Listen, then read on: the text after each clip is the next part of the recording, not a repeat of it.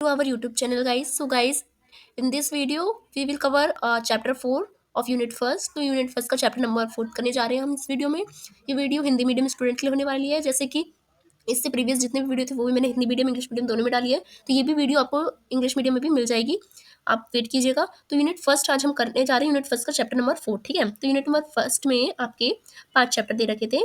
ठीक है, तो हम कर रहे हैं चैप्टर नंबर 4, जिसका नाम है सामाजिक मदद और सुधार आंदोलन में किसान, आदिवासी और राजकीय आंदोलन। ठीक है, ये आपका है चैप्टर 4। ठीक है, इसमें आपको सामाजिक सुधार आंदोलन पढ़ना है, किसान आंदोलन पढ़ना है, आदिवासी आंदोलन पढ़ना है और राजकीय आंदोलन पढ़ना है। कब से कब तक का? 1858 से 1947 तक का। ठीक है, तो ये वीडियो होने वाली है बीए प्रोग्राम सेमेस्टर 6 के स्टूडेंट के लिए, जिसके पास भी हिस्ट्री माइनर सब्जेक्ट है, हिस्ट्री ऑफ इंडिया 1858 से 1947। तो चलिए वीडियो को स्टार्ट करते हैं। तो वीडियो को स्टार्ट करने से पहले अगर आप हमारे चैनल पर नए आए हो, फर्स्ट टाइम आए हो, तो चैनल को सब्सक्राइब जरूर कर दीजिएगा, बेल आइकन को ऑन जरूर कर दीजिएगा, जिससे सारी नोटिफिकेशन, सारी वीडियो, सारी इन्फॉर्मेशन आपके पास टाइम टू टाइम पहुंच जाए। और साथ ही आप हमारे टेलीग्राम चैनल से भी जुड़ सकते हैं। डिस्क्रिप्शन में आपको टेलीग्राम का लिंक मिल जाएगा, वहाँ से आप ये PDF फ्री में डाउनलोड कर सकते हैं, या आप हमारे टेलीग्राम चैनल पे जुड़ सकते हैं, वहाँ पे आपको सारी बुकें भी प्रोवाइड कराई जा रही है। ठीक है, चलिए स्टार्ट करते हैं। तो इंट्रोडक्शन से, परिचय से स्टार्ट करेंगे। ठीक है, तो 1858 से 1947 तक का समय जो था वो भारत में सामाजिक, आर्थिक और राजनीतिक परिवर्तन का एक महत्वपूर्ण दौर रहा है, जिसमें सामाजिक, आर्थिक, राजनीतिक तीनों परिवर्तन देखने को मिलते हैं। इस अवधि में ब्रिटिश शासन के विरुद्ध अनेक सामाजिक सुधार आंदोलन और जनसंघर्ष उभरे हैं। अभी हम देखते हैं कि इस समय ब्रिटिश शासन के विरुद्ध कई सारे आंदोलन होते हैं, समाज में जितनी बुराइयां कुरीतियां थी उसके खिलाफ भी बहुत सारे आंदोलन होते हैं और जनसंघर्ष भी उभरते हैं। इनमें किसान आंदोलन भी हमें देखने को मिलता है, आदिवासी आंदोलन भी देखने को मिलता है और राजकीय सुधार आंदोलन भी मिलता है, जो कि ब्रिटिश सरकार के खिलाफ थी। तो तीनों तरह के आंदोलन देखने को मिलते हैं, जिन्होंने भारत की स्वतंत्रता संग्राम की नींव को मजबूत किया है, इन तीनों आंदोलनों ने। ठीक है, तो इनको डिटेल में हम जानेंगे।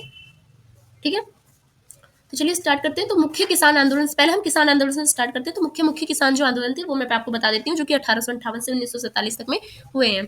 ठीक है, 1858 से 1947 के बीच में ब्रिटिश शासन के शोषणकारी नीति के खिलाफ भारतीय किसान जो थे उन्होंने अनेक आंदोलन किए थे। ये आंदोलन किसानों के आर्थिक, सामाजिक और राजनीतिक अधिकारों की रक्षा के लिए थे, क्योंकि ब्रिटिश जो थे वो ऐसे कानून बना रहे थे किसानों के लिए, जो उनका टैक्स का बर्डन भी बहुत ज़्यादा बढ़ रहा था, उनको बेनिफिट भी नहीं हो रही थी, और उनकी जो पारंपरिक खेती थी उससे अब क्या व्यावसायिक खेती उनसे कराई जा रही थी। पारंपरिक खेती होती थी जो कि खाने के लिए ही करी जाती थी, पर व्यावसायिक खेती वो होती थी मतलब कृषि का व्यवसायीकरण, जिसमें अब कृषि किस लिए करते थे? एक्सपोर्ट करने के लिए विदेशों में। ठीक है, उसी को कहते हैं कृषि का व्यवसायीकरण। ठीक है, तो हम पहला जानते हैं, पहला जो आपका किसान आंदोलन है वो है नील विद्रोह। ठीक है, नील विद्रोह हुआ था 1859 में से 1860 तक। ठीक है, परिचय जानते हैं नील विद्रोह क्या था, कैसे हुआ था, क्यों हुआ था, कहाँ हुआ था। नील विद्रोह, जिसे हम इंडिगो रिवोल्ट कहते हैं, वो 1859 से 1860 के दौरान में बंगाल में किसान द्वारा अंग्रेजी नील व्यापारी के शोषण के खिलाफ किया गया था। कहाँ हुआ था ये? बंगाल में हुआ था। किसानों ने किया था किसके खिलाफ? अंग्रेजी नील व्यापारियों के खिलाफ, जो अंग्रेज थे, जो नील का व्यापार करते थे और जो उगाने को मजबूर करते थे किसानों को, उनके खिलाफ ब्रिटिश नील व्यापारियों ने किसान को नील की खेती करने के लिए मजबूर किया था। कि किसान पहले क्या करते थे? पारंपरिक खेती करते थे, जिसमें वो क्या उगाते थे? खाने की चीजें उगाते थे। व्यवसायीकरण हुआ तो क्या उगाने लगे? खाने की चीज उगाने की जगह नील, अ, अफीम, कपास, जो कि खाया नहीं जाता है, जिसको बेचा ही जाएगा, बस ऐसी फसलें उगाने पे मजबूर किया गया। उनको ये बात अच्छी नहीं लगी, उनको बेहद कम कीमत दी जाती थी और मेहनत ज़्यादा होता था, और जो ज़मीन की उपजाऊ भूमि होती थी वो भी इससे बंजर होती थी, इन जो ये जो खेती होती थी इन सबसे, जिससे किसानों की आर्थिक स्थिति बदतर हो गई। इस विद्रोह ने भारत में किसानों की पहली संगठित क्रांति को जन्म दिया था। तो नील विद्रोह को कह सकते हो भारत की प्रथम क्रांति है। कौन सी क्रांति? किसान आंदोलन क्रांति। ब्रिटिश सरकार को इस मुद्दे पर हस्तक्षेप करने के लिए मजबूर किया गया। ठीक है, विद्रोह के कारण क्या थे? क्यों विद्रोह की शुरुआत हुई? तो विद्रोह की शुरुआत हुई क्योंकि जबरदस्ती नील की खेती कराई जा रही थी किसानों से। अंग्रेजी व्यापारियों ने क्या करा? किसानों को उनकी इच्छा के विरुद्ध नील उगाने के लिए बाध्य करा। जिससे दूसरा कारण क्या था? अनुचित अनुबंध प्रणाली, मतलब किसानों को नील की खेती के लिए ऋण दिया गया था। अब क्या करा जाता? नील की खेती भी उनसे जबरदस्ती कराई जा रही थी और कराने के लिए कर्ज भी दे रहे थे, और जिससे चुकाना बहुत मुश्किल होता था। टैक्स भी देना होता था, कर्ज भी देना होता था, ब्याज भी देना होता था, और जबरदस्ती खेती किसी और चीज की कराई जाती थी, तो उनको खाने की भी दिक्कत होती थी, क्योंकि वो खाना उगाते थे पहले तो वो खा भी लेते थे, बट ये तो खा नहीं सकते। तो उनकी अनुचित अनुबंध प्रणाली हो गई थी। तीसरा कारण ये था कि कम कीमत पर नील की खरीदी की जाती थी। किसानों से नील तो उगवाई जा रही थी जबरदस्ती, ऊपर से उनको ब्याज देके नील कर्ज में उगवाई जा रही थी, टैक्स भी जबरदस्त लिया जा रहा था, और साथ ही साथ नील को जो व्यापारी थे, जो अंग्रेज व्यापारी थे, वो सस्ते दामों पे खरीद रहे थे इनसे, जिनसे इनको बेनिफिट नहीं हो रहा था। तो ये इसका चौथा कारण था। पांचवा कारण था भारी कर्ज का बोझ बढ़ गया था, किस पे? किसानों पे। नील की खेती ने किसानों को कोई लाभ नहीं होता था, क्योंकि ना तो इनके पास खाने को होता था, क्योंकि पहले खाने को उगाते थे तो खा भी लेते थे, अब इनको खाने के लिए भी किसी और पे निर्भर होना पड़ता था। इनके पैसे बचेंगे तो इनकी पढ़ाई में, इनके बच्चों को तो बहुत सारे इन पे बर्डन हो जाता था। फिर इनको जो साहूकार होते थे उनको कर्ज भी देना होता था, तो कर्ज में भी डूब जाते थे ये, और ऊपर से टैक्स भी देना होता था। तो भारी कर्ज का बोझ हुआ, तो इसी कारण नील विद्रोह हुआ। तो ये नील विद्रोह के कारण थे, ठीक है। तो विद्रोह की शुरुआत कहाँ से हुई और इसका विस्तार कैसे हुआ, इसको जानते हैं। तो विद्रोह की शुरुआत हुई 1859 में, कहाँ पे? नदिया जिले में। नदिया जिला कहाँ है? बंगाल में, ठीक है। किसानों ने नील की खेती करने से इनकार कर दिया, ठीक है। इनकार कर दिया तो आग लग गई, चिंगारी आ गई किस चीज की? क्रांति की, किसान क्रांति की, पहली बार भारत में। प्रमुख नेताओं में जो कि किसान आंदोलन का सपोर्ट कर रहे थे, मतलब नील जो विद्रोह है उसका सपोर्ट कर रहे थे, वो थे दिगंबर विश्वास और विष्णु विश्वास। ये दोनों क्या कर रहे थे? समर्थक थे किसका? नील विद्रोह का नेतृत्व कर रहे थे, जिन्होंने किसान का नेतृत्व किया, ठीक है।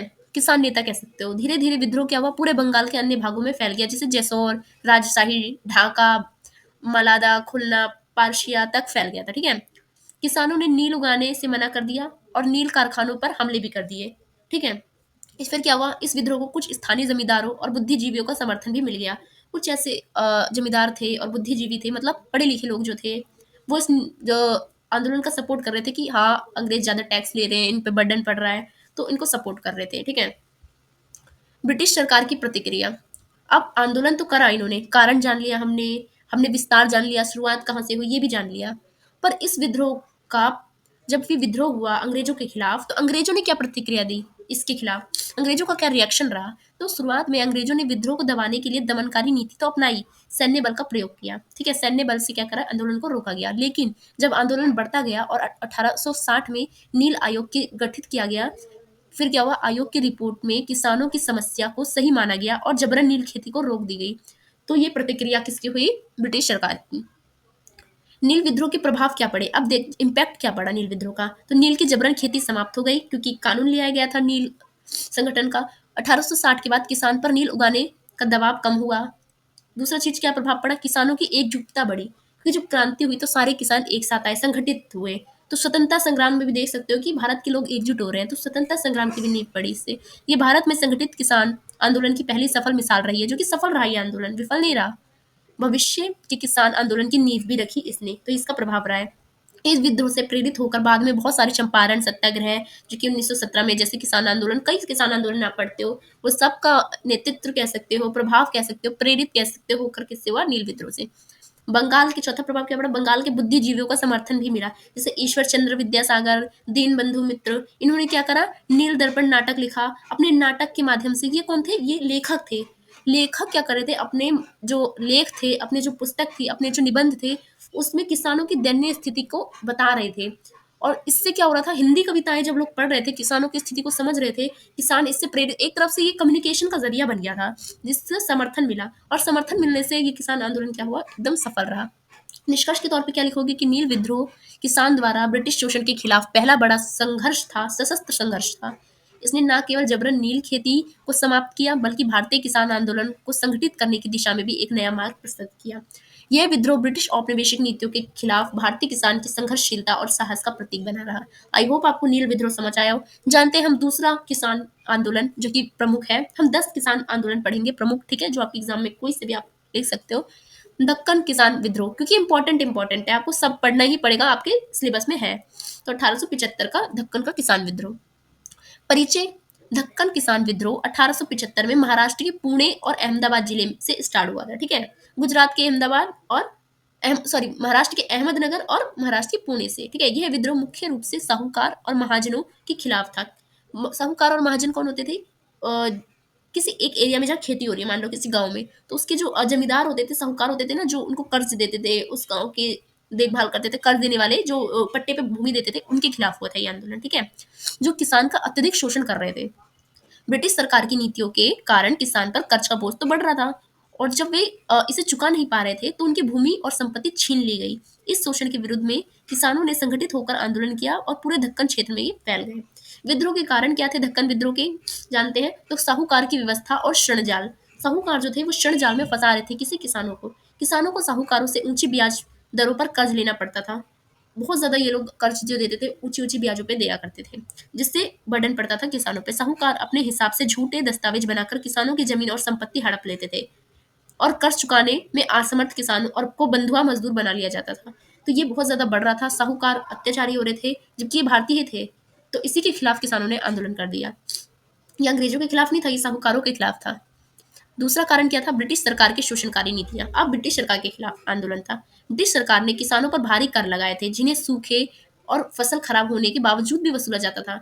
अगर उनकी फसल अच्छी होगी फिर भी उतना ही टैक्स देना होता था, खराब होगी फिर भी उतना ही टैक्स देना होता था, तो बर्डन पड़ता था। सरकारी नीतियों ने जमींदारों और साहूकारों को किसान पर अत्याचार करने की पूरी छूट भी दे दी थी। जो सरकारी नीतियां थी उससे प्रभावित होकर जो साहूकार थे वो बहुत ज्यादा क्या कर रहे थे? अत्याचार कर रहे थे। किस पे? बढ़ाने के बावजूद किसानों को किसी भी प्रकार की सरकारी सहायता भी नहीं दी जा रही थी। तो इसलिए किसानों का ब्रिटिश सरकार के खिलाफ क्या हुआ था? उनकी शोषणकारी नीतियों के खिलाफ उन्होंने आंदोलन छेड़ दिया था। प्राकृतिक आपदाएं और अकाल भी इसका कारण बनी थी। लगातार सूखा पड़ रहा था और अकाल के कारण क्या होता था? किसानों की फसल भी नष्ट हो गई थी।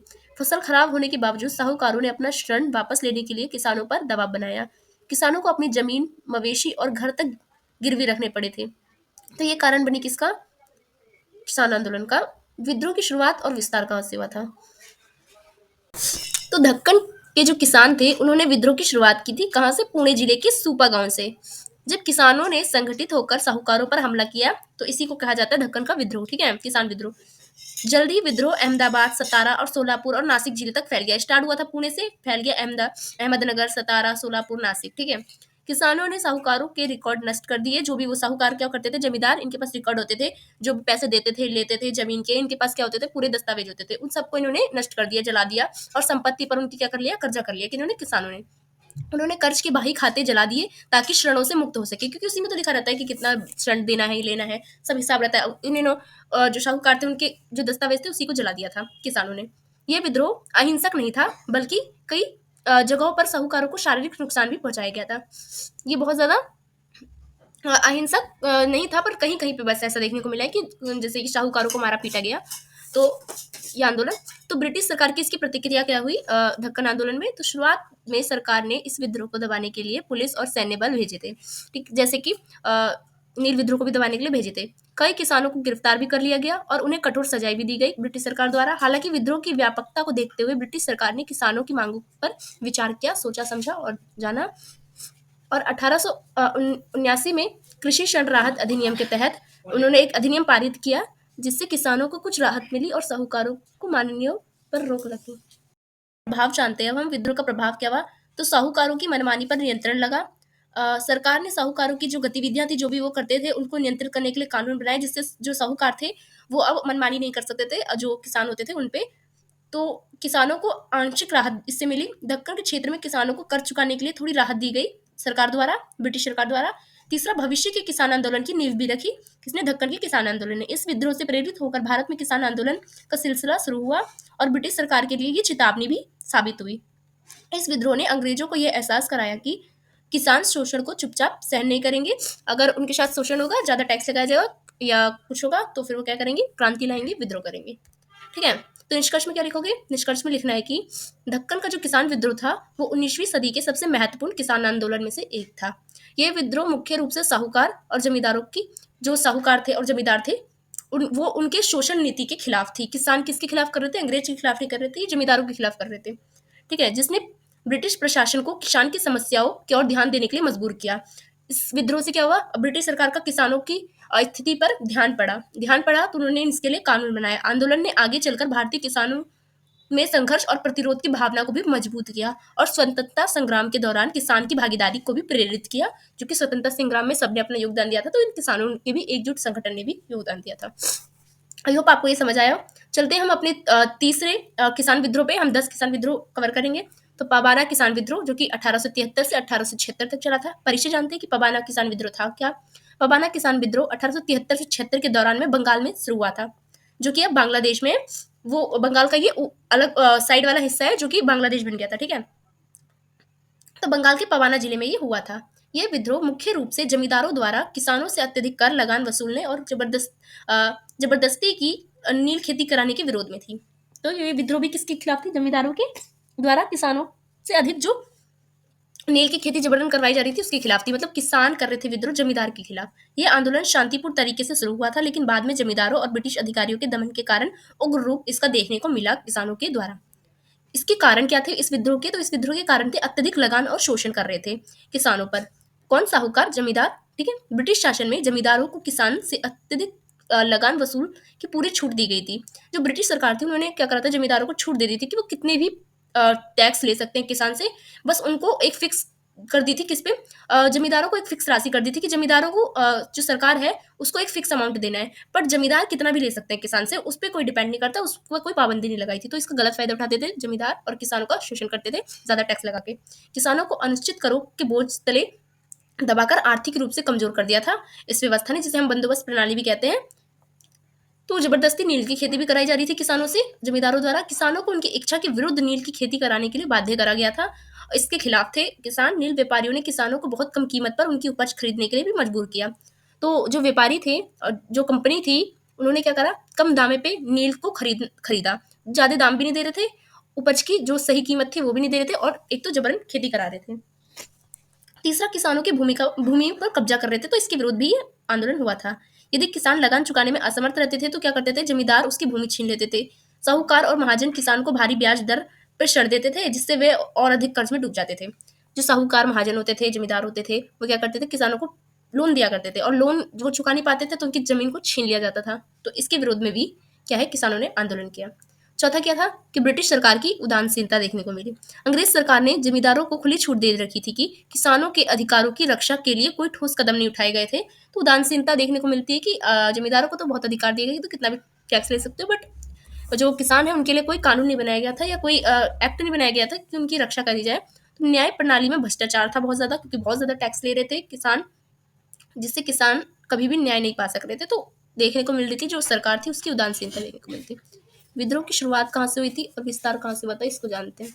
विद्रोह की शुरुआत हुई थी 1873 में पवाना जिले से, जो कि बंगाल में है, जब किसानों ने जमींदारों के बढ़ते करों को विरोध में इस अपना प्रदर्शन दिखाया। किसानों ने संगठित होकर किसान सभाएं, जिसे पीजेंट लीग्स कहते हैं, बनाई उन्होंने, जिनके माध्यम से उन्होंने क्या करा, किसानों को इकट्ठा करा और उन्होंने अपने अधिकारों के लिए संघर्ष किया। किसके खिलाफ? साहूकार, महाजन, जमींदार और ब्रिटिश ईस्ट इंडिया कंपनी के खिलाफ। धीरे धीरे ये आंदोलन नदियां, राजशाही, ढाका, बगोरा और मालदा जैसे क्षेत्रों में भी फैल गया।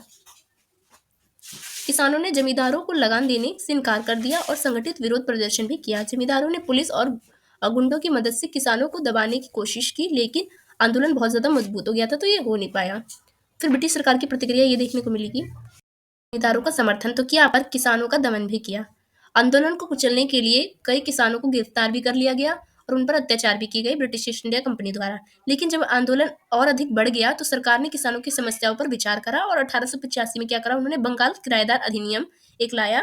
उसके तहत उन्होंने क्या किया, किसानों के अधिकार को कुछ हद तक सुरक्षित किया कि उनके भी कुछ अधिकार हैं, उसको खंडित नहीं कर सकते, उसका उल्लंघन नहीं कर सकते। विद्रोह का प्रभाव ये पड़ा कि किसानों की एकजुटता देखने को मिली, जमींदारों की शक्तियां कमजोर देखने को मिली, क्योंकि उन्होंने एक एक्ट लाया जो कि किसान के सपोर्ट में था। भविष्य के किसान आंदोलन को प्रेरणा मिली, जैसे कि हर आंदोलन से मिलती है। विद्रोह जो है वो चंपारण सत्याग्रह जैसे बड़े आंदोलन हुए। आपने पढ़ा होगा गांधी जी का। तो कानूनी सुधार भी देखने को मिला कि बंगाल में एक नया किराएदारी अधिनियम के तहत एक कानून लाया गया जिससे किसानों की रक्षा की जा रही है। तो निष्कर्ष में क्या लिखोगे कि पवाना का जो किसान विद्रोह था वो भारतीय किसान आंदोलन का एक महत्वपूर्ण अध्याय रहा है, जिसने किसानों को पहली बार संगठित होकर अपने अधिकारों के लिए लड़ने की प्रेरणा दी है। और ये आंदोलन मुख्य रूप से आर्थिक शोषण के खिलाफ था, और सफलता इसकी आगे चलकर भारतीय स्वतंत्रता संग्राम में भी देखने को हमें मिलती है। नेक्स्ट हमारा जो किसान आंदोलन है वो है चंपारण सत्याग्रह, जो कि 1917 में हुआ था। ठीक है, तो परिचय से स्टार्ट करते हैं कि चंपारण सत्याग्रह क्या था। चंपारण सत्याग्रह भारतीय स्वतंत्रता संग्राम का पहला बड़ा आंदोलन था। ठीक है, स्वतंत्रता संग्राम का एक आंदोलन था ये चंपारण, जिसे महात्मा गांधी के नेतृत्व में बिहार के चंपारण जिले में किया गया था। आपने पढ़ा होगा बहुत बार, ये पहले भी एनसीईआरटी में भी पढ़ा था, और एक इंग्लिश में भी आपके एनसीईआरटी में चैप्टर था, और हिस्ट्री में भी। ये आंदोलन किसानों को अंग्रेज द्वारा जबरन नील की खेती कराने और उनके शोषण के खिलाफ किया गया था। चंपारण सत्याग्रह ने अहिंसक प्रतिरोध की रणनीति को पहली बार भारत में व्यवहारिक रूप से लागू किया, और गांधी जी का भारत में सफल आंदोलन रहा। अहिंसक, जिसमें कोई हिंसा नहीं हुई, और सफल भी रहा ये आंदोलन, बिना हिंसा के सफल रहा था ये आंदोलन। किसके नेतृत्व में? गांधी जी के नेतृत्व में। विद्रोह के कारण क्या थे? तो तीन कठिया प्रणाली, तीन कठिया प्रणाली कहते हैं अंग्रेजों ने चंपारण के किसानों पर तीन कठिया प्रणाली लागू की थी, जिसके तहत क्या होता था, किसानों को अपनी जमीन के अ, जो 3/20 भाग है जबरन नील की खेती करानी पड़ती थी। तो इसी के खिलाफ क्या कहा था उन्होंने, अपनी मर्जी से कोई दूसरी फसल उगाने की अनुमति नहीं दी थी किसानों को, जिससे उनकी आमदनी बहुत ज्यादा कम हो रही थी। तो इसी को कहते हैं तीन कठिया प्रणाली। दूसरा कारण था कम कीमत दे रहे थे जो वो उगा रहे थे, और शोषण भी कर रहे थे किसान का, क्योंकि उनकी लागत के अनुसार उनको राशि नहीं दी जा रही थी। किसानों को नील के बदले बहुत कम दाम दिए जाते थे, जिससे वे आर्थिक रूप से कमजोर हो गए थे। यदि किसान नील की खेती करने से मना करते थे तो उन पर भारी कर भी लगाया जाता था और उन्हें प्रताड़ित भी किया जाता था। तीसरा कारण था कि विश्व युद्ध के बाद नील की गिरती मांग। तो प्रथम विश्व युद्ध जो कि 1914 से 1918 तक चला था, उसके दौरान क्या हुआ था, जर्मनी ने रासायनिक रंग जो होते थे, जिसे सिंथेटिक डाई कहता है, निर्माण इसका शुरू कर दिया था, जिससे प्राकृतिक नील की मांग जो है वो कम हो गई थी। क्योंकि रासायनिक नील जब बनने लगे, मतलब केमिकल से बनने लगे जब नील, तो जो उगाए जाते थे नील, उसकी डिमांड कम हो गई। उसकी डिमांड कम हो गई तो भारत से जो वो लोग किसान थे, उनकी तो फसल बिकी नहीं रही थी इतनी, और जबरन उनसे उगाई भी जा रही थी और कीमत भी अच्छी नहीं दी जा रही थी। तो इसमें नुकसान तो किसानों का हो रहा था। इस कारण ब्रिटिश व्यापारियों ने किसान को जबरन नील बेचने और भारी टैक्स वसूलने का दबाव बनाया। ब्रिटिश सरकार ने सोचा कि अब तो नील की डिमांड बहुत ज्यादा कम हो गई है, हम पैसे कैसे कमाएं, तो उन्होंने किसानों पे ही ज्यादा टैक्स लगा दिया कि किसानों से ही अब इसका भरपूर करेंगे भरपाई। ठीक है। चौथा कारण था कि प्रशासनिक उदासीनता देखने को मिली। ब्रिटिश सरकार किसानों की समस्या को नजरअंदाज कर रहे थे और जमींदारों तथा जो नील व्यापारी है उसको समर्थन दे रहे थे। इनको समर्थन देने से क्या हो रहा था, जो किसान है उन पे भारी टैक्स लग रहा था, एक डिमांड भी कम थी, तो नुकसान हो रहा था किसान का। तो प्रशासनिक उदासीनता देखने को मिली। सत्याग्रह की शुरुआत कहाँ से हुई और विस्तार कैसे हुआ, इसको जानते हैं। तो राजकुमार शुक्ल नाम का एक स्थानीय किसान था, जो कि चंपारण का था। वो महात्मा गांधी को चंपारण में किसानों की स्थिति से अवगत कराया उसने। ठीक है, किसने, राजकुमार शुक्ला ने। उन्हें वहां आने का आग्रह किया, निमंत्रण दिया राजकुमार शुक्ल ने। अप्रैल 1917 में महात्मा गांधी ने चंपारण पहुंचे, लेकिन प्रशासन ने उन्हें वहां जाने का आदेश दे दिया। ठीक है, तो गांधी जी इस आदेश को मानने से इनकार कर दिया और कहा कि वे किसान की समस्या की जांच किए बिना नहीं जाएंगे।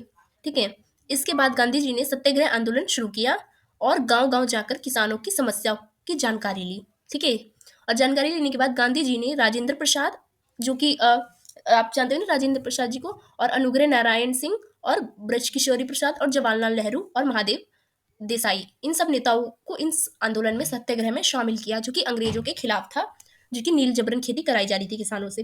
गांधी जी ने किसानों को संगठित किया और ब्रिटिश सरकार के खिलाफ अहिंसक आंदोलन किया। अहिंसक मतलब इसमें कोई भी हिंसा नहीं हुई थी, शांतिपूर्वक आंदोलन था और ये सफल भी रहा था। ब्रिटिश सरकार की प्रतिक्रिया क्या थी इस आंदोलन पर? तो शुरुआत में प्रशासन ने गांधी जी को गिरफ्तार करने की धमकी तो दी थी, लेकिन जब आंदोलन बढ़ने लगा और शांतिपूर्वक था, तो कोई सरकार को इससे चूकना पड़ा, क्योंकि कोई ऐसी वजह नहीं थी जिससे उनको गिरफ्तार करा जाए। ब्रिटिश सरकार ने चंपारण जांच समिति का गठन किया और गांधी जी को भी सदस्य बना दिया। ठीक है, चंपारण जांच समिति का। इस समिति की रिपोर्ट के आधार पर क्या हुआ, सरकार ने तीन कठिया प्रणाली को समाप्त कर दिया, जो कि किसानों से 3/20 जो टैक्स लिया जाता था, और किसान को राहत मिली और नील जबरन खेती पर रोक भी लगाई गई। तो किसानों को राहत मिली और ये आंदोलन सफल रहा। चंपारण सत्याग्रह के परिणाम क्या हुए, तो तीन कठिया प्रणाली समाप्त हो गई। गांधी जी का भारत में पहला सफल सत्याग्रह आंदोलन था ये, जो कि स्वतंत्रता आंदोलन भी था। भारतीय स्वतंत्रता संग्राम को नई दिशा मिली इस आंदोलन से। ठीक है, जिसने असहयोग आंदोलन को जन्म दिया 1920 से, जो कि 1922 तक चला था, और नमक सत्याग्रह जो कि 1930 में चला था। ये सब आंदोलन की प्रेरणा कहाँ से मिली, गांधी जी की फर्स्ट स्वतंत्रता संग्राम आंदोलन से, जिसको हम कहते हैं चंपारण सत्याग्रह। ठीक है, और किसानों की जागरूकता भी बढ़ी थी इससे। तो निष्कर्ष में क्या लिखोगे, चंपारण सत्याग्रह न केवल किसानों के लिए ऐतिहासिक विजय थी, बल्कि भारत में जो सत्याग्रह थी उसकी शक्ति का भी पहला प्रयोग था। इस आंदोलन ने महात्मा गांधी को भारतीय राजनीति में प्रभावशाली नेता बनाई। पहली बार जब भारत में जो गांधी जी उभरे थे, वो सत्याग्रह से ही उभरे थे। ठीक है, फिर आता है खेड़ा सत्याग्रह आंदोलन, जो कि 1918 में होता है। परिचय, खेड़ा सत्याग्रह 1918 में गुजरात के खेड़ा जिले में हुआ था। यह सत्याग्रह महात्मा गांधी जी के नेतृत्व में किसान द्वारा अत्यधिक कर लगान के खिलाफ किया गया था और एक अहिंसक आंदोलन था। आपको पता है गांधी जी के सारे आंदोलन अहिंसक ही थे, जिसमें कोई हिंसा नहीं की गई थी। 1918 में खेड़ा जिले में भारी सूखा और फसल की बर्बादी के बावजूद ब्रिटिश सरकार ने किसानों से पूरा कर्ज राजस्व वसूलने की मांग की और किसानों ने इसका विरोध भी किया। और महात्मा गांधी जी के नेतृत्व में सत्याग्रह ये भारत की गांधी जी का दूसरा बड़ा आंदोलन था। पहला था चंपारण, दूसरा था खेड़ा का सत्याग्रह आंदोलन। ठीक है, विद्रोह के कारण जानते हैं हम। तो पहला है सूखा और अकाल पड़ना। 1917 से 1918 में खेड़ा जिले में भारी सूखा पड़ा, जिससे फसलें क्या हो गई, नष्ट हो गई। अधिकांश किसान जो है वो फसल उत्पादन का 25% भी प्राप्त नहीं कर पाए, जिससे वे कर्ज चुकाने में असमर्थ रह गए, क्योंकि बाढ़ और अकाल से क्या हो गया, सूखा पड़ गया था। दूसरा कारण था ब्रिटिश सरकार की दमनकारी नीति। तो ब्रिटिश सरकार की नीति थी, यदि किसी भी क्षेत्र में फसल का उत्पादन 25% से कम होता है तो वहां का लगान माफ किया जाना चाहिए।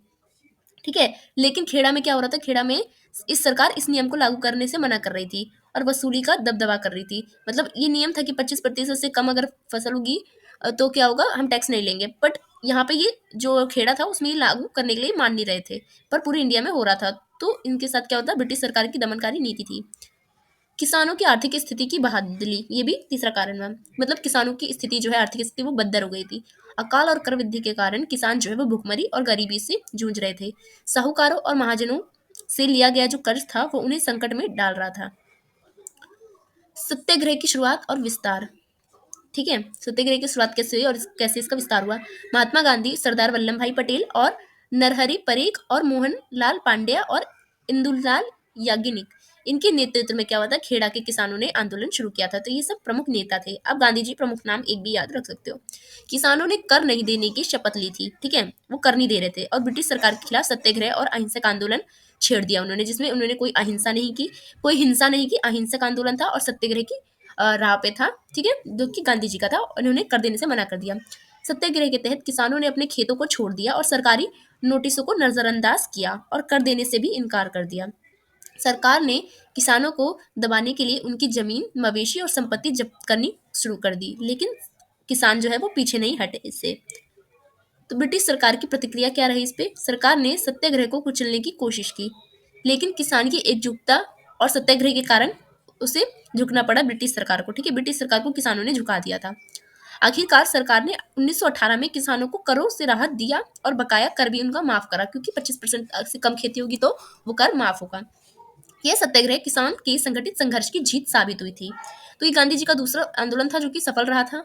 खेड़ा सत्याग्रह के परिणाम क्या हुए, परिणाम ये हुआ कि किसानों को कर से राहत मिली और दूसरा कि सरदार वल्लभ भाई पटेल का नेतृत्व भी उभर कर आया, क्योंकि वो भी इसमें नेतृत्व निभा रहे थे। तो पहली बार सरदार वल्लभ भाई पटेल उभरते हुए दिखे यहाँ पे। गांधी जी की सत्याग्रह नीति सफल रही और सत्याग्रह नीति की एक बड़ी सफलता थी ये अहिंसा के रास्ते पे, जहाँ कोई हिंसा नहीं हुई। स्वतंत्रता संग्राम को भी इससे बल मिला, जिसने असहयोग आंदोलन को और सविनय अवज्ञा आंदोलन को प्रेरणा दी। निष्कर्ष में क्या लिखोगी कि जो खेड़ा सत्याग्रह है वो भारतीय स्वतंत्रता संग्राम में एक महत्वपूर्ण आंदोलन था, जिसने किसानों के अधिकारों की रक्षा की और ब्रिटिश सरकार को झुकने पर मजबूर भी किया। इस आंदोलन से यह साबित हुआ कि अहिंसा और सत्याग्रह की नीति ब्रिटिश सरकार के खिलाफ एक प्रभावी हथियार हो सकती है। यह सत्याग्रह न केवल किसान के लिए एक जीत थी, बल्कि ये भारत में गांधी जी के नेतृत्व की एक महत्वपूर्ण सफलता भी थी। ठीक है, चलते हैं हम अपने नेक्स्ट किसान आंदोलन पे, जो कि है अवध का किसान आंदोलन, जो कि 1919 से 1922 तक हुआ था। ठीक है, परिचय जानते हैं कि अवध का किसान आंदोलन क्या था।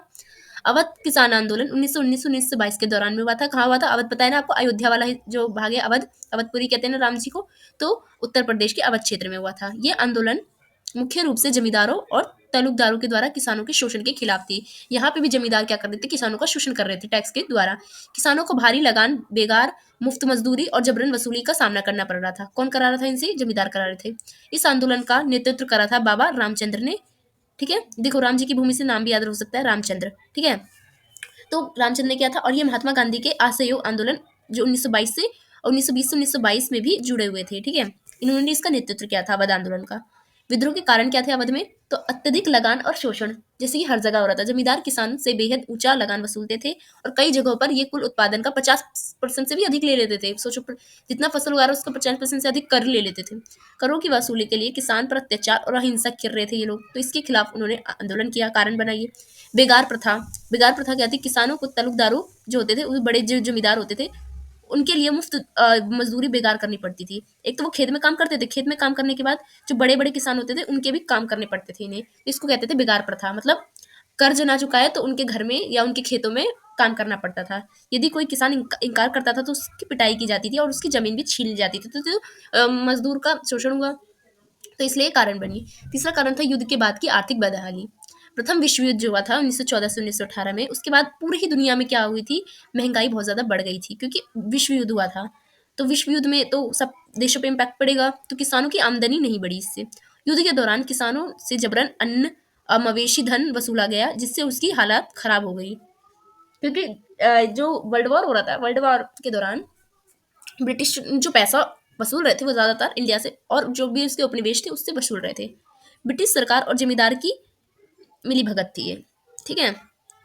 सरकार ने किसानों के शोषण को रोकने के बजाय जमींदारों और तलुकदारों का समर्थन करना स्टार्ट कर दिया था। तो ये कारण बने उनको तो रोकना चाहिए इनको, जमींदारों को, पर ब्रिटिशों ने नहीं रोका। न्यायपालिका भी किसानों के खिलाफ ही थी, जिससे उन्हें कानूनी राहत नहीं मिलती थी, ठीक है। आंदोलन की शुरुआत कहाँ से हुई, विस्तार कैसे बाबा रामचंद्र ने करा अवध में, ठीक है। ये पहले एक संत थे जिन्होंने किसान को संगठित करना शुरू किया था। ये संत थे बाबा रामचंद्र। उन्होंने किसान को जमींदार और सरकार के खिलाफ संघर्ष के लिए प्रेरित किया लोगों को। 1920 में अवध किसान सभा की स्थापना की गई, ठीक है, बाबा रामचंद्र द्वारा, जिसमें जवाहरलाल नेहरू, मदन मोहन मालवीय और अन्य नेता शामिल हुए थे इसमें। किसानों ने लगान देने से इनकार कर दिया और बेगार का भी विरोध किया, मतलब जो जुबरन मजदूरी कराई जाती थी। अपने अधिकार के लिए उन्होंने आवाज उठाई किसानों ने। यह आंदोलन धीरे धीरे लखनऊ, रायबरेली, फैजाबाद, सुल्तानपुर और बाराबंकी इन सब में फैल गया अवध से। और 1921 में आंदोलन ने उग्र रूप ले लिया, जब कई जगहों पर किसान और पुलिस के बीच झड़पें हुई। तो फिर क्या हुआ, इस आंदोलन की प्रतिक्रिया हमें देखने को मिली। तो ब्रिटिश सरकार की इस पे प्रतिक्रिया क्या देखने को मिली उसको देखते हैं हम। सरकार ने आंदोलन को दबाने के लिए बल का प्रयोग किया और कई किसानों को गिरफ्तार भी किया। बाबा रामचंद्र और कई अन्य किसान नेताओं को जेल में डाल दिया गया। कई जगहों पर पुलिस ने गोलीबारी की और किसानों को लठियों से पीटा भी, लेकिन आंदोलन जारी रहा और किसान विरोध बढ़ता गया। आंदोलन के प्रभाव क्या रहे और परिणाम क्या रहा, तो किसानों की जागरूकता बढ़ी, जागरूक किया किसानों को। अवध किसान सभा का गठन हुआ, जिसने एक मजबूत अधिकारों की रक्षा की संस्था के रूप में उभरी। महात्मा गांधी के असहयोग आंदोलन से जुड़ाव था इनका। असहयोग आंदोलन में रामचंद्र ने क्या करा था, योगदान दिया था। भविष्य के किसान आंदोलन की नींव रही, तो प्रेरणा का स्रोत बना, और बिहार, बंगाल और अन्य राज्यों में किसान आंदोलन की प्रेरणा का स्रोत बनाएगी, ठीक है। निष्कर्ष के तौर पर क्या लिखोगे, अवध किसान आंदोलन भारतीय किसान संघर्ष में एक महत्वपूर्ण मील का पत्थर था। इसने किसानों को शोषण के खिलाफ आवाज उठाने की प्रेरणा दी और स्वतंत्रता संग्राम में किसानों की भागीदारी को बढ़ावा दिया। ये आंदोलन भारत में एक संगठित किसान संघर्षों की दिशा में एक महत्वपूर्ण कदम था और आगे चलकर ये भारतीय स्वतंत्रता संग्राम का एक हिस्सा भी बना। आई होप आपको ये वाला अभी जो किसान आंदोलन को समझ आया हो। चलते हैं हम अपने नेक्स्ट किसान आंदोलन पे, जो कि है मालाबार विद्रोह, जिसे हम मोपाला विद्रोह भी कहते हैं। ये हुआ था 1921 में। क्या था ये, इसको जानते हैं। मालाबार विद्रोह, जिसे मोपाला विद्रोह भी कहा जाता है, 1921 में हुआ था। ब्रिटिश शासन, जमींदारी प्रथा और सामाजिक असमानता के खिलाफ हुआ था। किस किस कारण हुआ था, जमींदारी प्रथा के खिलाफ भी हुआ था, अंग्रेजों के खिलाफ भी हुआ था और सामाजिक असमानता के खिलाफ भी हुआ था। ये कहाँ हुआ था, ये केरल के मालाबार क्षेत्र में हुआ था, ठीक है। उत्तर केरल में, केरल का जो उत्तर, केरल आपने देखा होगा भारत के कोने पे, उसका जो उत्तरी भाग है ना, उस मालाबार में हुआ था, ठीक है। यह विद्रोह मुख्य रूप से मोपाला मुस्लिम किसानों द्वारा ब्रिटिश सरकार और स्थायी हिंदू जमींदार, जिन्हें जन्मी कहा जाता था, उनके खिलाफ किया गया था, ठीक है।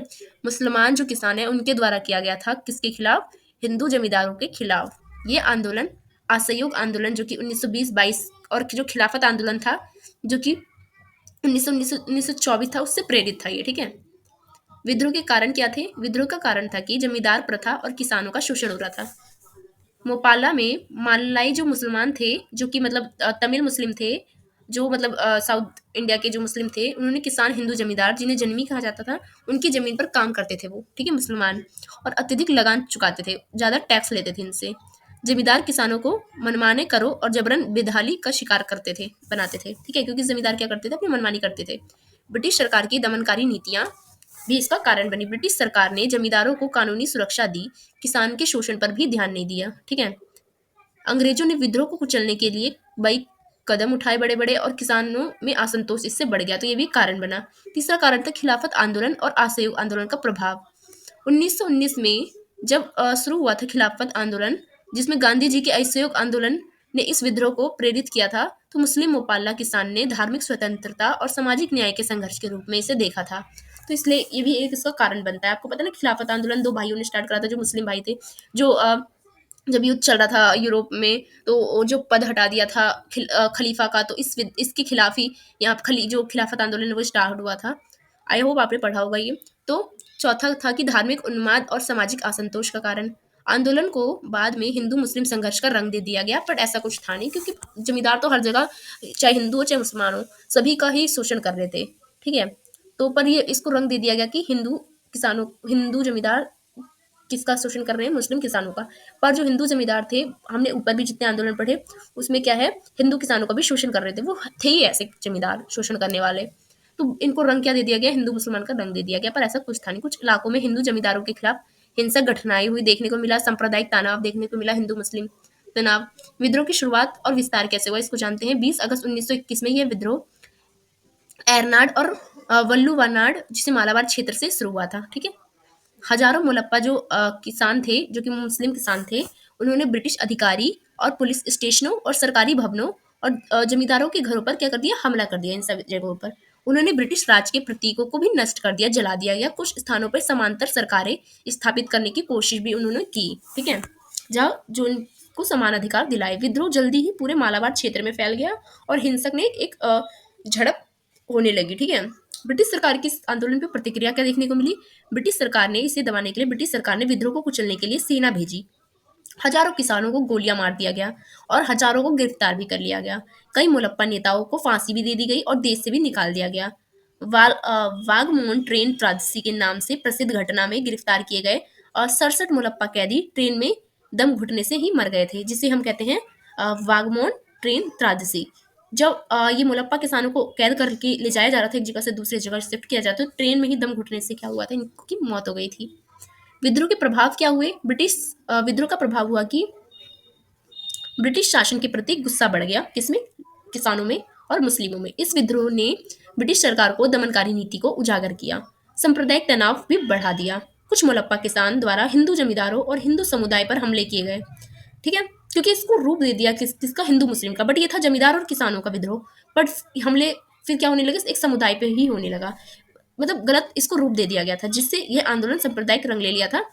ना तो गलती इन जमींदारों की थी, सॉरी, जमींदार की तो गलती थी, ना तो इन मुस्लिमों की गलती थी। जो किसान मुस्लिम थे इनका तो शोषण हो रहा था, ये तो अपने मतलब खिलाफ ही लड़ रहे थे। बट इन मतलब जो ब्रिटिश थी वो ऐसे आंदोलन को उन्होंने बना दिया कि हिंदू मुस्लिम का ही विद्रोह हो रहा था। ठीक है। इससे हिंदू मुस्लिम एकता को नुकसान पहुंचा और कांग्रेस पार्टी भी इससे प्रभावित हुई थी। ठीक है। असहयोग और खिलाफत आंदोलनों को झटका मिला, इससे ये भी इसका प्रभाव पड़ा। इस हिंसक विद्रोह के कारण गांधी जी के अहिंसक असहयोग आंदोलन को भी बहुत ज्यादा नुकसान पहुंचा था। ब्रिटिश सरकार ने इसे खिलाफत आंदोलन से जोड़कर दमन तेज कर दिया। जो चोरा चोरी कांड हुआ था यूपी में, फिर उसके बाद क्या हुआ था, असहयोग आंदोलन गांधी जी ने वापस भी ले लिया था। किसान आंदोलन को प्रेरणा इससे मिली, ये भी इसका प्रभाव था। यह विद्रोह भारतीय किसान आंदोलन के लिए प्रेरणादायक स्रोत रहा है, किसानों के अधिकार के संघर्ष को आगे बढ़ाया है। निष्कर्ष में क्या लिखोगे कि मालाबार मुलप्पा जो है विद्रोह एक किसान और स्वतंत्रता संग्राम आंदोलन था, लेकिन बाद में यह धार्मिक उन्माद और हिंसा का शिकार हो गया। इस विद्रोह ने ब्रिटिश सरकार के अत्याचारों को उजागर किया, लेकिन इसके सांप्रदायिक प्रभाव ने भारतीय राष्ट्रीय आंदोलन को भी नुकसान पहुंचाया। आई होप आपको ये वाला भी समझ आया हो। ठीक है। अब नेक्स्ट है कि बारडोली का सत्याग्रह, जो कि 1928 में हुआ था। ये भी एक किसान आंदोलन था। परिचय जानते हैं इसका। बारडोली सत्याग्रह 1928 में गुजरात के सूरत जिले के बारडोली तालुका में हुआ था। ये आंदोलन ब्रिटिश सरकार द्वारा किसानों पर करों में जो 22% की जो वृद्धि कर दी गई थी उसके विरोध में था। किसानों से जितना टैक्स लिया जाता था उस टैक्स का 22% बढ़ा दिया गया था। ठीक है। इस आंदोलन का नेतृत्व सरदार वल्लभ भाई पटेल ने किया था। ठीक है। जिन्होंने किसानों को संगठित कर अहिंसक सत्याग्रह का मार्ग अपनाया था। यह आंदोलन स्वतंत्रता संग्राम के सबसे सफल किसान आंदोलन में से एक था और इसने सरदार पटेल को सरदार की उपाधि भी दिलाई थी। जो हम सरदार वल्लभ भाई पटेल को सरदार बोलते हैं, तो उसकी उपाधि भी इस आंदोलन से ही, बारडोली सत्याग्रह से ही उनको प्राप्त हुई थी। विद्रोह के कारण है करों में वृद्धि, 22% की वृद्धि करना। ब्रिटिश सरकार ने करों में 22% की वृद्धि कर दी थी। इससे किसान नाखुश थे और उन्होंने आंदोलन का कारण बनाया इसे। 1925 से 26 में गुजरात में सूखा और अकाल पड़ा, जिससे किसानों की फसल बहुत ज्यादा खराब हो गई। इसके बावजूद ब्रिटिश सरकार ने बारडोली के किसान पर 22% का कर वृद्धि लगा दी, जिससे उनका दमन होने लगा। इसके खिलाफ उन्होंने आंदोलन कर दिया। दूसरा कारण था किसान की आर्थिक बदहाली। पहले से ही बड़े कर, साहूकार का शोषण और सूखे की मार से किसान परेशान थे। साथ ही उन बढ़े हुए करों से जो 22% लगा दिया गया और उनकी फसल भी जो खराब हो गई, उनसे वो और ज्यादा परेशान हो गए थे। तो किसान की स्थिति बहुत ज्यादा खराब थी, ये भी इसका कारण बना। तीसरा कारण बना ब्रिटिश सरकार की हठ धार्मिता। हठ धार्मिता मतलब किसान ने सरकार से कर वृद्धि वापस लेने की मांग की। ठीक है। किसानों ने कहा हमारी फसल नष्ट हो गई है, हम अकाल में चल रहे हैं, हम नहीं दे सकते और 22% टैक्स क्यों लगाना। लेकिन सरकार ने उसकी अपील को ठुकरा दी। ठीक है, हट में था अपने ही। इसके विरोध में ही किसानों ने सत्याग्रह करने का फैसला कर दिया और सरदार वल्लभ भाई पटेल ने इसका नेतृत्व भी कर दिया।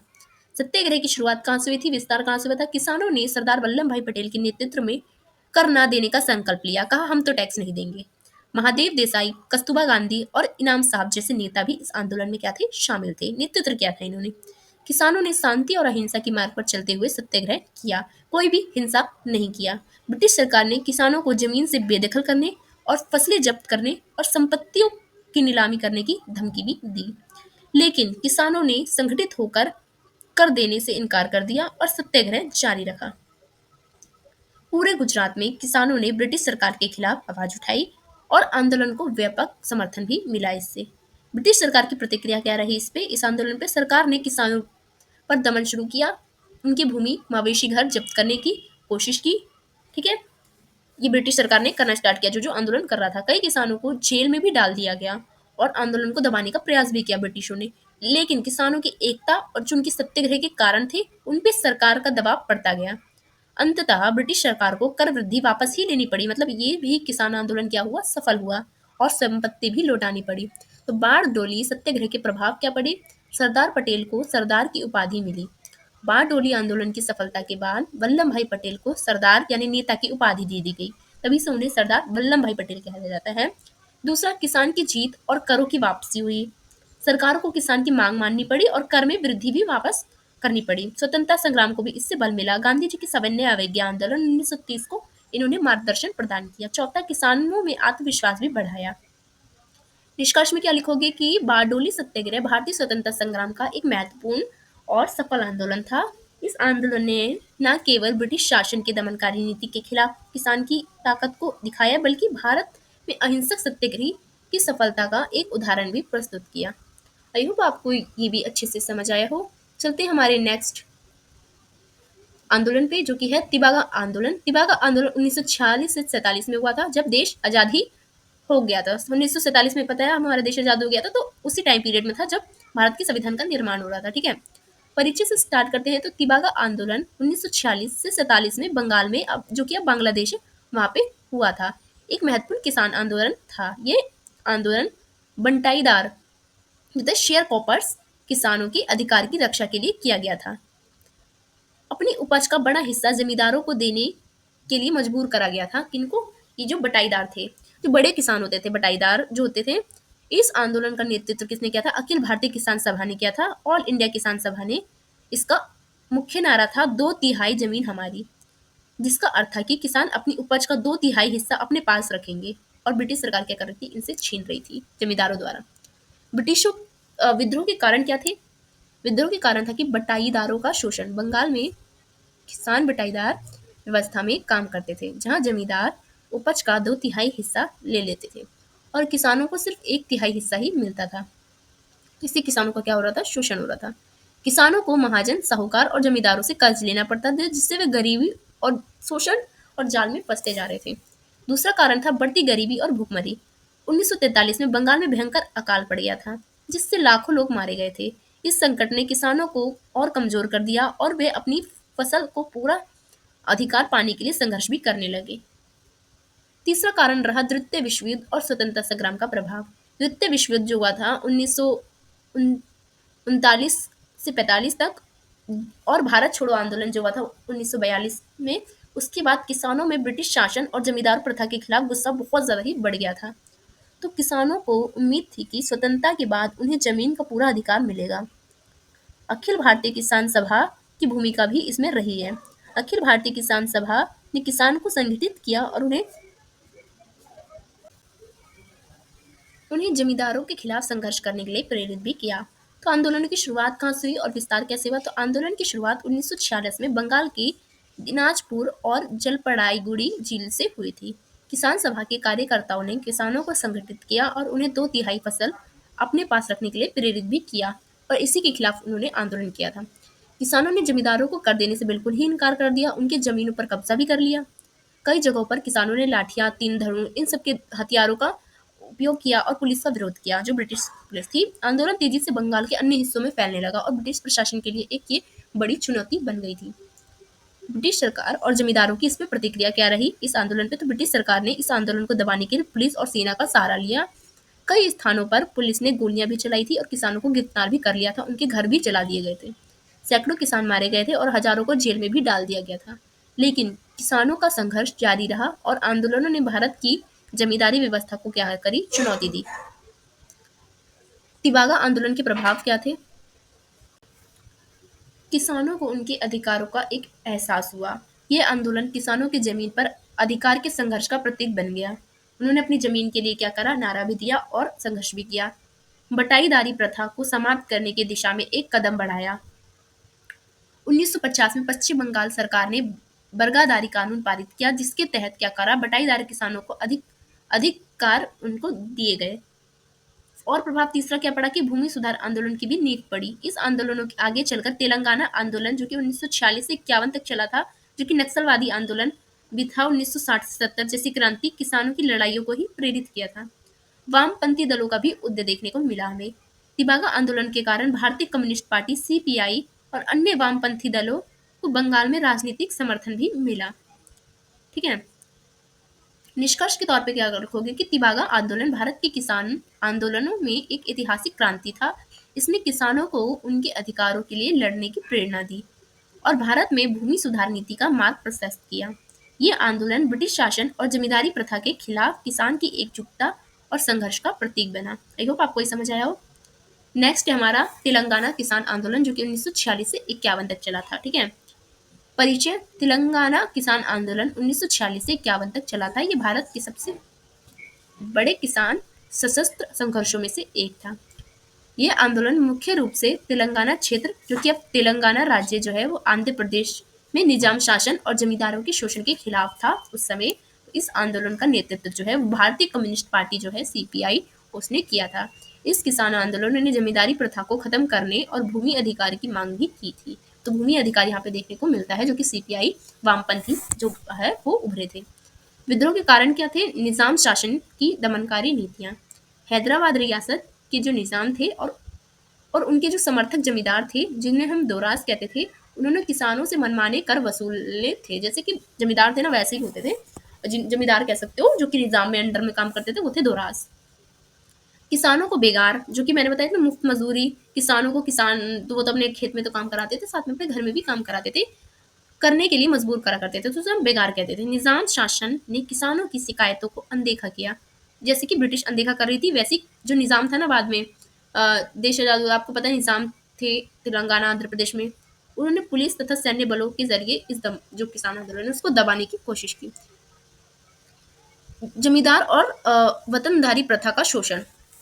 जमींदार जमींदार और जमींदार भूमि पर किसानों से अत्यधिक कर वसूलते थे। जो जमींदार होते थे, गरीब किसानों को बटाईदारों के पास अपनी जमीन नहीं देते थे और वो पूरे तरह से जमींदारों पर ही निर्भर उनको रहते थे। बट्टे पे जमीन नहीं देते थे, बल्कि जमींदार के तहत क्या करते थे? अपने ही अंदर रखते थे। जमींदारों द्वारा किसानों पर शारीरिक और मानसिक अत्याचार भी किया जाता था। तीसरा कारण था भूखमरी और गरीबी। किसानों ने भारी कर वसूली के कारण उनकी आर्थिक स्थिति बहुत ज्यादा खराब हो गई थी। भोजन और मूलभूत आवश्यकताओं की कमी के कारण गांव में भूखमरी और बीमारियां फैल रही थी। चौथा, भारतीय स्वतंत्रता संग्राम का प्रभाव भी इस पे रहा है। 1940 के दशक में भारत छोड़ो आंदोलन और अन्य जो किसान संघर्ष से प्रेरित होकर तेलंगाना के किसानों ने अपने अधिकारों के लिए लड़ने का निर्णय भी लिया। इस आंदोलन को भारतीय कम्युनिस्ट पार्टी जो सीपीआई है उसने किसान संगठनों का समर्थन उससे मिला। आंदोलन की शुरुआत कहाँ से हुई? विस्तार कहाँ से? मैंने बताया था 1946 में निजाम की रियासत निजामाबाद और वारंगल जिले से ये आंदोलन शुरू हुआ था। भारतीय कम्युनिस्ट पार्टी सीपीआई नेतृत्व में किसान जमींदारों के खिलाफ हथियार उठा लिए थे। सीपीआई पार्टी ने इसका समर्थन किया था, नेतृत्व किया था। किसानों ने जमींदारों की जमीन पर कब्जा कर लिया था, उन्हें किसानों में बांट दिया था। ठीक है। पुलिस और निजाम जिसे राजशस्त्र बल थे, उन्होंने किसानों को दबाने के लिए भेजा। किसने? निजाम ने। इनके विद्रोह को रोको। किसानों ने सशस्त्र का प्रतिरोध किया। आंदोलन पूरे तेलंगाना क्षेत्र जैसे कि वालमगिरी, करीमगंज, नागरगोंडा, निजामाबाद, महबूबनगर, इन सब में क्या हुआ? फैलने लगा। लगभग 3000 गांवों में किसानों ने समांतर सरकार बना ली और भूमि सुधार लागू भी कर ली, अपनी ही सरकार बना ली। ठीक है। भारतीय सरकार की प्रतिक्रिया क्या हुई? मतलब जो इस समय तो देश हमारा आज़ादी हो गया था, तो इंडियन गवर्नमेंट ही थी इस समय, जवाहरलाल नेहरू की सरकार थी, कांग्रेस पार्टी। तो क्या हुआ? 1947 में भारत को स्वतंत्रता मिली, लेकिन निजाम ने हैदराबाद को भारत में विलय से इनकार कर दिया था। इससे पहले नहीं हुआ था, बट ये 1951 तक चला था ये विद्रोह। तो 51 तक में तो हमारे फर्स्ट चुनाव हुआ था, 1951 में ही हुआ था। ठीक है, तो इस समय देश आजाद तो हो गया था, बट क्या है, अभी सरदार वल्लभ भाई पटेल और नेहरू ये सब क्या कर रहे थे अभी, जो हमारे रियासत थे, रजवाड़े थे, उसको भारत में जब अंग्रेज गए थे तो क्या करके गए थे, बांट के गए थे, तो उसको मिला रहे थे। निजाम हैदराबाद ही था जिसने मना कर दिया था मिलने से। ये 3 ऐसे जगह थे। निजाम ने राजकार नामक निजी सेना का गठन किया, जिससे किसानों और आंदोलनकारियों पर उन्होंने हमला कर दिया। सितंबर 1948 में ऑपरेशन पोलो, जो कि सरदार वल्लभ भाई पटेल का ये वो था, जिसे हम ऑपरेशन पोलो कहते हैं।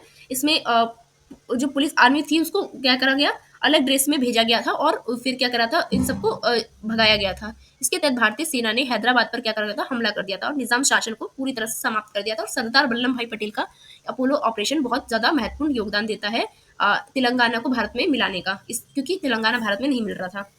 इसके बाद भारतीय सरकार ने आंदोलनकारियों को शांत करने की कोशिश की, लेकिन सीपीआई और किसानों ने भूमि अधिकारों के लिए संघर्ष जारी रखा था हमेशा, क्योंकि सीपीआई इसी समय उभरी थी। तेलंगाना किसान आंदोलन के प्रभाव क्या थे? जमींदारों प्रथा का अंत हुआ, इससे जमींदार प्रथा कमजोर होने लगी, भूमि सुधार कानूनों की शुरुआत हो गई। 1950 से 1955 में बहुत सारे सुधार कानून लाए गए, लागू किए गए। भारतीय कम्युनिस्ट पार्टी सीपीआई का प्रभाव देखने को मिला। हम पूरे में देखते हैं कि सीपीआई पार्टी राजनीतिक समर्थन मिला इस आंदोलन को। किसानों में आत्मनिर्भरता और संघर्ष की भावना भी जागी। किसानों को अपने अधिकारों के लिए संगठित होकर संघर्ष करने की शक्ति मिली। निष्कर्ष में क्या लिखोगे कि तेलंगाना जो आंदोलन था वो भारत के सबसे बड़े किसान सशस्त्र संघर्षों में से एक था, जिसमें उन्होंने सशस्त्र का भी उपयोग किया था। मैंने बताया था ऑपरेशन पोलो भी आया था। इस आंदोलन ने जमींदारी प्रथा को समाप्त करने और किसानों के अधिक अधिकारों को समाप्ति करने के लिए भूमि सुधार नीति को लागू करने के लिए एक महत्वपूर्ण भूमिका निभाई थी। यह संघर्ष भारतीय स्वतंत्रता संग्राम के बाद किसानों के लिए एक प्रेरणादायक स्रोत बना रहा। ठीक है, अब हमने किसान आंदोलन सारे पढ़ लिए। अब हमारे जो आपका जो ये चैप्टर 4 है उसका सेकंड टॉपिक है कि आदिवासी आंदोलन, इसको भी हम जान लेते हैं। वैसे आदिवासी आंदोलन मैंने यहाँ पे मैं शॉर्ट में बताऊंगी। किसान आंदोलन मेन था आपके चैप्टर नंबर 4 में, क्योंकि आदिवासी आंदोलन मैं ऑलरेडी ऊपर जो आपको यूनिट करा चुकी हूँ फर्स्ट सेकंड, उसमें मैंने बता रखा है। तो यहाँ पे मैं शॉर्ट में बताऊंगी क्योंकि आपके ऐड हो रखा है इसमें, तो मैं बता ही देती हूँ। जिसने बच्चा पहली बार देख रहा है वो वीडियो तो वो शॉर्ट में देख ले, बाकी जो आप यूनिट फर्स्ट देखोगे उसमें डिटेल में ये सब संताल विद्रोह, ये भील विद्रोह मैंने बता रखा है डिटेल में। तो आदिवासी समाज ब्रिटिश शासन और स्थायी जमीन दारों के शोषण का शिकार थे। जंगलों पर उनके परंपरागत जो अधिकार वो छीनने लगे थे, जिससे उनका जीवन बहुत ज्यादा कठिन हो गया था। मुख्य आदिवासी आंदोलन को जानते हैं तो संथाल विद्रोह था, जो कि 1855 से 56 में हुआ था। संथाल आदिवासियों ने अंग्रेजों और जमींदारों के खिलाफ विद्रोह किया, जिसका नेतृत्व सिद्धू और कानू मुर्मू ने किया था। मैंने बताया है, आप अगर आप मेरी चैप्टर नंबर फर्स्ट सेकंड वाली प्लेलिस्ट देखोगे तो मुंडा विद्रोह जो कि 1899 से 1900 में हुआ था बिरसा मुंडा के तहत। बिरसा मुंडा आप जानते हो जो कि झारखंड में हुआ था, क्षेत्र में बहुत ज्यादा फेमस था। मुंडा राज की स्थापना वहाँ सब देखने को मिला। भील आंदोलन भी मैंने आपको पढ़ाया है ऊपर, आप देख लीजिएगा। 1890 से 1920 तक में मध्य भारत के भीलों ने अपने पारंपरिक अधिकारों के लिए, आत्मनिर्भरता के लिए संघर्ष किया था। गोंडा विद्रोह जो कि 1916 से 17 में हुआ था, ये सब आदिवासी समुदाय हैं। इन्होंने अपने अधिकारों के लिए क्या करा था, आंदोलन किया था, संघर्ष किया था, बगावत किया था। ठीक है, तेलंगाना आंदोलन, यहाँ के भी आदिवासियों ने निजाम शासन के खिलाफ संघर्ष किया था। ठीक है, तीसरा टॉपिक है आपके चैप्टर नंबर 4 में कि राजकीय सुधार और स्वतंत्रता आंदोलन कौन कौन से थे। तो 1858 के बाद क्या हुआ था, 1857 में क्रांति हुई थी ना। क्रांति के अगले साल बाद 1858 के बाद भारत में आधुनिक राजनीति चेतना का उदय हुआ था। इस दौरान में सामाजिक सुधार और स्वतंत्रता सेनानी ने कई आंदोलन चलाए थे। मुख्य मुख्य जो सुधार आंदोलन है वो भी मैंने ऊपर बता रखा है आपको। जब आप यूनिट नंबर मतलब चैप्टर नंबर फर्स्ट सेकंड देखोगे तो उसमें ये डिटेल में ये सारी जो भील जो आदिवासी आंदोलन थे और जो सामाजिक सुधार आंदोलन जो ये वाले हैं, ये भी मैं डिटेल में आपको बता रखा है। यहाँ पे मैं शॉर्ट में से बता रही हूँ क्योंकि ऑलरेडी वीडियो बन रखी है। आर्य समाज 1975 में स्वामी दयानंद सरस्वती ने इसको इस्टेब्लिश किया था और वेदों पे आधारित पे था। उन्होंने ये नारा भी दिया था कि गो बैक टू वेदास, वेदों की ओर लौटो का नारा भी दिया था। ब्रह्मा समाज की स्थापना 1928 में राजा राम मोहन राय ने की थी। स्त्री शिक्षा, सती प्रथा और विधवा जो विडो रीमैरिज थी उसके खिलाफ की, मतलब उसके सपोर्ट में की थी। ठीक है, सत्य शोधक समाज की स्थापना ज्योतिबाई फुले ने की थी। दलित महिलाओं के अधिकारों के लिए उन्होंने सत्य शोधक समाज की स्थापना भी की थी। ठीक है, इन्होंने फर्स्ट जो गर्ल्स स्कूल है वो भी खोला था। रामकृष्ण मिशन इस स्वामी विवेकानंद ने स्टैब्लिश किया था। इन्होंने भारतीय संस्कृति और सेवा कार्यों को बढ़ावा देने के लिए किया था। असहयोग आंदोलन 1922 महात्मा गांधी के नेतृत्व में हुआ था और ये बहुत ज्यादा शासन के जो अंग्रेज शासन के खिलाफ व्यापक जन आंदोलन था, जिसमें सभी ने पढ़े लिखे किसान मतलब पूरे भारत में हर वर्ग के लोगों ने इसमें योगदान दिया था, इसलिए महत्वपूर्ण आंदोलन है। निष्कर्ष में क्या लिखोगे कि 1858 से 1947 के बीच भारत में हुए जितने भी किसान आंदोलन थे, चाहे वो आदिवासी विद्रोह था, चाहे वो सामाजिक सुधार आंदोलन था, उन्होंने ब्रिटिश शासन के विरुद्ध जन चेतना जगाने की महत्वपूर्ण भूमिका निभाई है।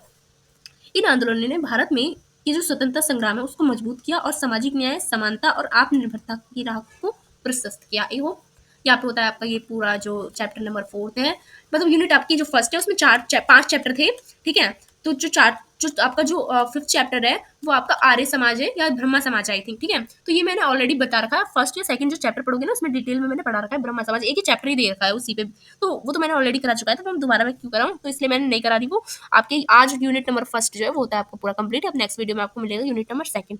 तो वीडियो आपको अच्छी लगी तो वीडियो को लाइक कीजिएगा, वीडियो को कॉलेज ग्रुप दोस्तों में शेयर कीजिएगा, वीडियो कैसे लगी कमेंट सेक्शन में भी बता दीजिएगा। धन्यवाद।